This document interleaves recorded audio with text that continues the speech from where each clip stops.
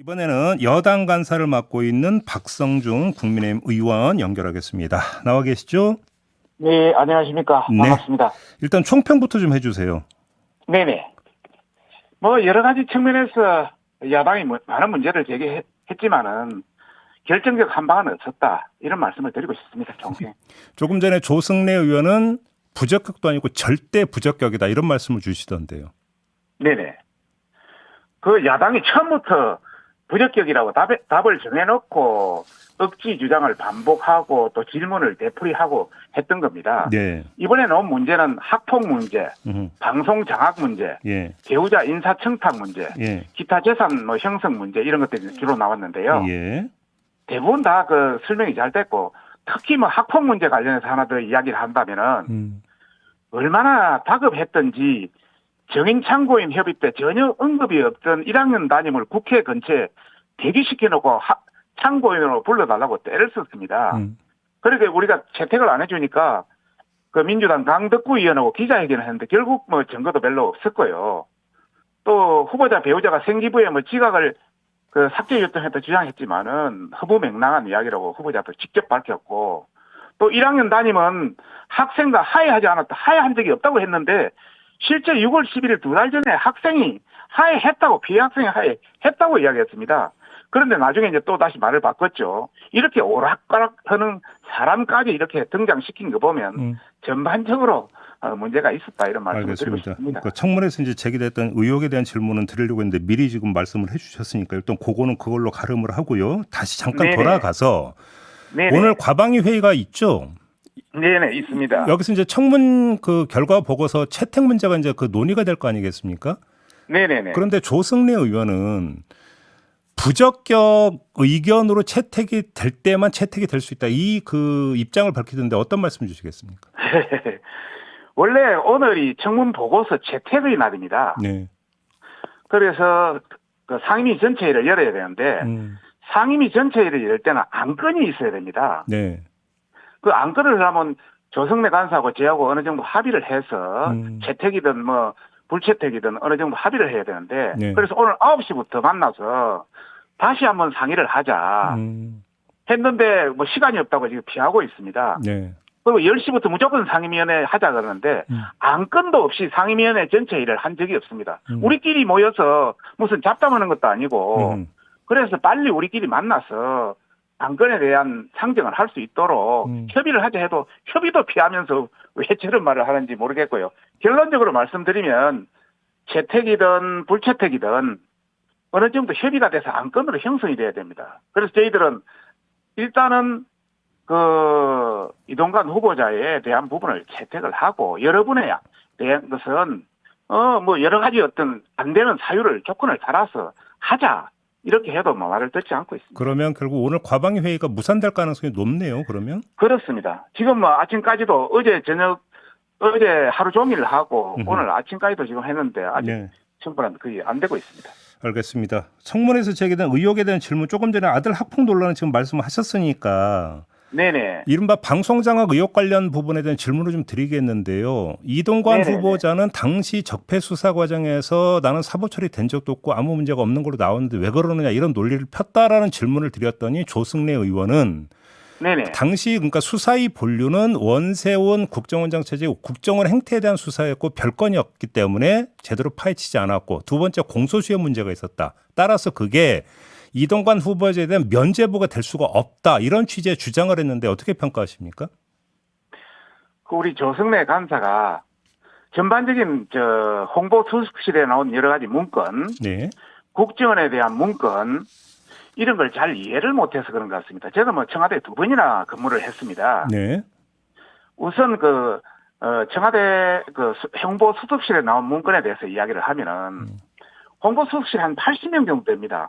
그 당시 얼마 됐는지 정확하게 모르겠습니다만 제가 근무할 때 한 80명 가까이 되었습니다. 통상 한 40명 정도가 보고서를 만드는 행정관입니다. 그분들이 하루에 한 건만 만들어도 40건입니다.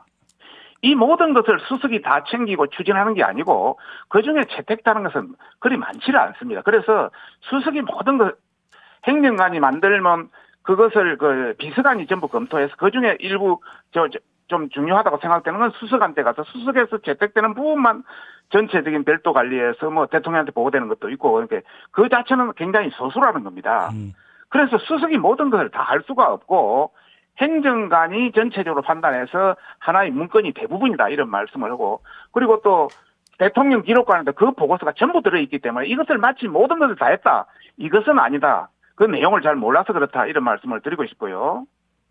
그 다음에 그 국정원 문건에 대해서 이야기를 하면은 국정원 파견 직원이 아마 홍보 수석실에 한 명이나 있을 겁니다. 한 명이나 많아야 2명, 1명 정도 있을 텐데 국정원도 홍보 수석실에 이루어지는 그 안건에 그걸 가지고 국정원 파견 직원이 국정원 내부에다 통보를 해주면 국정원에서도 여러 가지 분석 그 문건을 만들겠죠.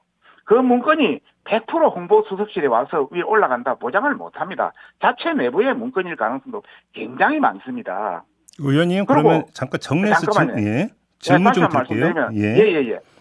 그 한 40, 50명 80명 되는 직원 중에 국정원 그 직원에 대해서 명확하게 인식을 못할 수도 있습니다. 알겠습니다. 그런 관점에서 홍보 수석의 그 말이 뭐 전혀 틀렸다고 볼 수는 없고요. 의원님 여기서 질문 좀 하나 드릴게요. 그러면 네네, 그때 네네. 생산된 문건은 방송 장악을 위한 문건이 아니라 정상적인 문건이다 혹시 이렇게 판단하시는 겁니까?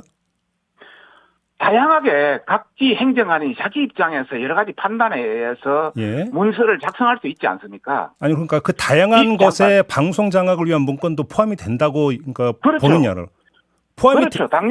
당연히 방송 장악인지 아닌지는 뭐 정확히 모르겠습니다만은 결론부터 말씀드리면 다양한 뭐 수십 수백 가지 문건 중에 그런 문건도 들어 있었겠죠. 판단 문건이. 그럼 방송 장악을 위한 문건도 생산은 된 건 맞다 이 말씀이신 거죠? 첫째. 아니죠. 그런 문건이 들어 있었지만은 그 당시 이명박 정부의 그런 문건은 실행이 되었다는 증거가 없습니다. 그런데 문재인 정부의 방송 장악 문건은 100%가 실행이 되었습니다. 중요한 거는 어떻게 조치되고 실행되었느냐가 중요합니다. 의원님, 문서로서 생산되고 보관된 거는 어떤 중요한 것이 아닙니다. 실행이 됐다라는 것은 검찰이 보증한 내용 아닙니까? 다시 말해서 이른바 국정원 블랙리스트 문건이라는 게 있었고 그것대로 시행이 돼서 당시 방송 패널이나 이런 사람들이 다 잘렸다. 이게 검찰 수사 결과 아니었습니까? 아닙니다. 검찰의 수사 결과는 국정원에 그런 문건이 있었는데 그 중에 극히 일부 문건을 작성하다 보면 그 안에는 뭐 수십 개의 여러 가지 사안이 다 검토될 수 있습니다. 그 중에 한두 가지가 그게 비추어서 또 맞췄다 이렇게 볼 수도 있는 거죠. 근데 그 비율이 낮다고 해서 문제가 없는 건 아니지 않습니까? 우리가 어떤 예상을 어떤 정황을 분석하고 그걸 판단하고 그걸 그 결론을 내릴 때 문서를 작성합니다. 그 중에 한 개 맞췄다 예상을 맞췄다 해서 거기 제가 되지는 않지 않습니까? 모든 것을 다 검토할 수 있는 요 파트와 관련해서 마무리 질문으로 좀 이걸 드릴게요. 그러니까 보도에 기초해서 드리는 질문인데 당시 이걸 수사했던 서울중앙지검이 수사 결과 보고서라고 하는 걸 작성을 하지 않습니까? 그렇습니다. 그리고 보고서 내용을 본 정확한 워딩은 제가 지금 기억이 나지 않습니다만 방송 장악의 이 문건이 홍보 수석실에 의해서 주도됐다라고 하는 보고서 내용이 있습니다. 의원님도 보셨을 것 같은데요. 네네네, 맞습니다. 기억하시죠? 그러면 그거에 대한 맞습니다. 포괄적 책임은 당시 수석이 져야 되는 거 맞는 거 아닙니까? 그것도 검찰에서 그 당시 문재인 정부 때 여러 어떤 그 당시 행정관이라든지 이런 사람의 의견을 종합해서 검찰의 의견, 추정 의견일 뿐이지 그게 확실한 것은 아닙니다. 검찰도 100% 정확한 건 아니기 때문에. 그래서 거기에 대한 만약에 그걸 한다면 정확한 증거 이런 걸 제출해서 그걸 가지고 판단해야지 당시 수사의 자료 여러 수십 명, 수백 명의 자료를 해서 그렇게 될 것이다 추정되는 하나의 자료를 가지고 그것이 그렇다 판단할 수는 없는 겁니다. 알겠습니다. 좀 다른 문제로 좀 넘어갈 텐데요. 이동관 후보자가 지금 YTN에 대해서 2차로 지금 그 민형사 소송을 제기를 한다고 어제 밝혔는데 어떻게 평가하십니까, 의원님? 본인은 그 인사청탁 관련 그 받은 것을 인지했을 때 바로 돌려주라 해서 그 다음 날인가 뭐 그날인가 바로 돌려준 걸로 알고 있고 또 그렇게 들었는데 2달 후에 했다니까 이거는 굉장히 문제가 있다 이런 판단에서 어떤 자기의 권익보호 차원에서 충분히 이야기했을 것이고요. 또 다른 한 문제는 YTN에서 전혀 다른 사건에 이동관 후보자의 어떤 초상이 나가는 네네. 이런 것까지 돼 있었기 때문에 아마 그런 여러 가지가 작용돼서 고소를 했지 않나 생각합니다. 그냥 자유권 차원으로 이해를 하면 된다 이런 말씀이신가요, 정리를 하자면? 그렇죠. 그 판단은 네. 또 법원에서 판단할 것이기 때문에. 알겠습니다. 방송 정상화라고 하는 표현을 많이 쓰잖아요. 그렇습니다. 자, 그러면 지금은 방송은 비정상이라는 판단이 깔려 있는 건데 좀 제가 마지막으로 여쭤보고 싶은 게 그러면 정상적인 방송의 모습은 언제 구현이 됐다고 평가를 하시는 거예요? 지금 우리 공영방송 네. KBS, MBC, YTN 이런 관련해서 저희들은 굉장히 편파 방송을 하고 있다고 생각하고 있고요. 네네. 또 많은 국민이 그렇게 느끼고 있습니다. 특히 진행자 문제, 네. 또 특히 가장 큰 문제는 패널 문제. 네. 뭐 일부 방송에서는 14대 1의 불균형까지 해서 완전히 한쪽으로 몰아가는 이런 상황에서는 의원님 말씀 끊어서 죄송한데 1분밖에 안 남아서 다시 질문 드리고자 말씀을 끊었는데 그러면 그런 공정방송이 구현될 때가 언제라고 보시는 거예요? 구현될 때가 지금 빨리 구현이 돼야 되겠죠. 아니 앞으로. 과거에 그런 적이 있었을까요?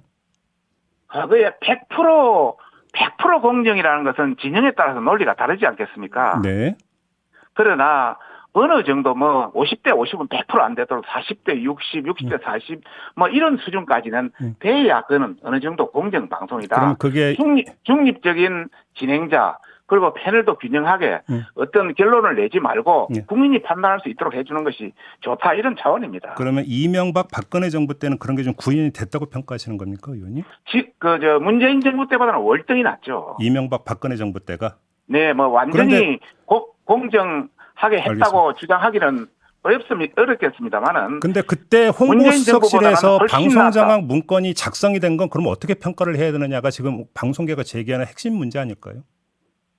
방송장악, 소위 야당에서 말하는 방송장악 문건은 실무자가 충분히 판단해서 그 당시 여러 가지 방송의 문제들을 이렇게 해소해야 된다는 그런 어떤 실무 의견일 수도 알겠습니다. 있고 네. 그중에 일부는 맞출 수도 있고 이런 문제 아니겠습니까? 알겠습니다. 시간이 다 됐네요, 의원님. 말씀 여기까지 네네. 듣겠습니다. 고맙습니다. 네, 수고하셨습니다. 네, 박성중 국민의힘 의원이었습니다.